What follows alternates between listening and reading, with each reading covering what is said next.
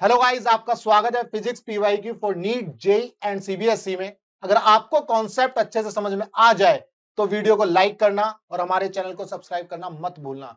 इस क्वेश्चन में कह रहा है which graph represents the uniform acceleration. कौन सा ग्राफ जो है यूनिफॉर्म एक्सीलरेशन को रिप्रेजेंट करता है ये बताना है। भाई यूनिफॉर्म एक्सीलरेशन का मतलब क्या है, पहले तो ये समझते हैं। यूनिफॉर्म एक्सीलरेशन मेरे भाई, यूनिफॉर्म एक्सीलरेशन का मतलब है एक्सीलरेशन की वैल्यू कांस्टेंट होगी। यूनिफॉर्म एक्सेलरेशन का मतलब है एक्सेलरेशन की वैल्यू क्या होगी, कांस्टेंट। क्लियर है।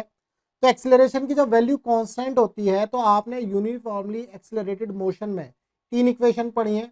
v is equal to u plus a t and s is equal to u t plus half a t square v square minus u square that is equal to 2gh। ये equation पढ़िए, या 2as लिख लो, sorry 2as लिख लेते हैं। ये equation पढ़िए आपने, तीनों इक्वेशन।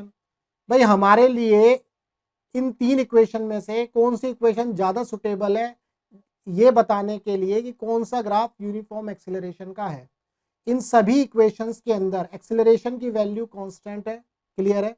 इन सभी इक्वेशन में एक्सीलरेशन की वैल्यू कांस्टेंट है मेरे भाई, ध्यान रखना, तभी तो ये इक्वेशन बनती है। तो अगर मैं फर्स्ट इक्वेशन की बात करूं, v is equal to u plus a t, v is equal to u plus a t, तो अगर मान लो इनिशियल वेलोसिटी 0 है तो हमारे पास v is equal to a t मिला।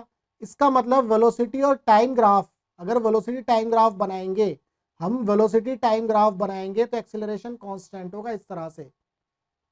क्लियर है मेरे भाई। वेलोसिटी टाइम ग्राफ बनाएंगे तो इस तरह से हमें ग्राफ मिलेगा। इस केस में एक्सेलरेशन की वैल्यू क्या होगी, कांस्टेंट। लेकिन ये वेलोसिटी टाइम ग्राफ है। ये कौन सा ग्राफ है, वेलोसिटी टाइम ग्राफ। हमारे ऑप्शंस में क्या दिया हुआ है, displacement time graph. Displacement time graph, ध्यान रखना मेरे भाई, क्या दिया है, डिस्प्लेसमेंट टाइम ग्राफ। तो भाई सेकेंड इक्वेशन की बात कर लेते हैं। s is equal to u t plus half a t square, a t square लगा दो यार। तो इनिशियल वेलोसिटी 0 है तो ये टर्म 0 हो गई। s is equal to half a t square. भाई डिस्टेंस, डिस्प्लेसमेंट और टाइम के बीच में ग्राफ बन रहा है और एक्सीलरेशन क्या है हमारा, कांस्टेंट है। वेरी गुड, हमें डिस्प्लेसमेंट मिल गया, टाइम मिल गया, दोनों के बीच में ग्राफ मिल गया। तो कैसा ग्राफ होना चाहिए, देखो s की पावर 1 है, t की पावर 2 है, इसका मतलब कैसा होना चाहिए, पैराबोला होना चाहिए। भाई डिस्प्लेसमेंट टाइम ग्राफ में कौन सा कर्व बनेगा, पैराबोला। पैराबोला, तो ये पैराबोला नहीं है, स्ट्रेट लाइन है, ये स्ट्रेट लाइन है।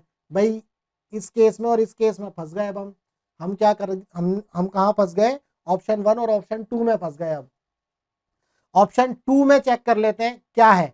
देखो भाई, अगर आप वेलोसिटी निकालोगे इसके हर पॉइंट पर, यहाँ वेलोसिटी, इसके पॉइंट पर यहाँ वेलोसिटी, इस पॉइंट पर यहाँ वेलोसिटी, यहाँ देखोगे तो यहाँ वेलोसिटी क्या हो जाएगी, 0।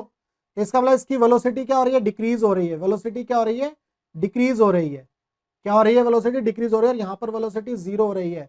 लेकिन हमें कौन सा केस देखना है, यूनिफॉर्मली एक्सीलरेटेड मोशन, यानी कि वेलोसिटी इंक्रीज होनी चाहिए मेरे भाई, वेलोसिटी इंक्रीज होनी चाहिए। ये कर्व कब बनते हैं, जब वेलोसिटी इंक्रीज होती है, एक्सीलरेशन कांस्टेंट होगा, यानी कि वेलोसिटी कांस्टेंट रेट से इंक्रीज करेगी। क्लियर है। तो इस केस में देख लेते हैं, यहाँ पर वेलोसिटी निकालोगे इस पॉइंट पर, यहाँ वेलोसिटी निकालोगे इस पॉइंट पर, यहाँ वेलोसिटी निकालोगे इस पॉइंट पर, तो देखो स्लोप बढ़ता जा रहा है। स्लोप क्या हो रहा है, स्लोप मेरे भाई बढ़ता जा रहा है। इसका मतलब वेलोसिटी बढ़ती जा रही है, वेलोसिटी बढ़ती जा रही है, इसका मतलब कांस्टेंट रेट से वेलोसिटी बढ़ रही है। इसका मतलब एक्सीलरेशन क्या है इस केस में, कांस्टेंट है। एक्सीलरेशन क्या है मेरे भाई, कांस्टेंट है। तो इसका मतलब यूनिफॉर्म एक्सीलरेशन जो डिस्टेंस या डिस्प्लेसमेंट टाइम ग्राफ में, ये जो ऑप्शन 1 का जो ग्राफ है ये सही रिप्रेजेंट कर रहा है। क्लियर है। तो 39 का जो ऑप्शन है फर्स्ट, ये ऑप्शन करेक्ट है।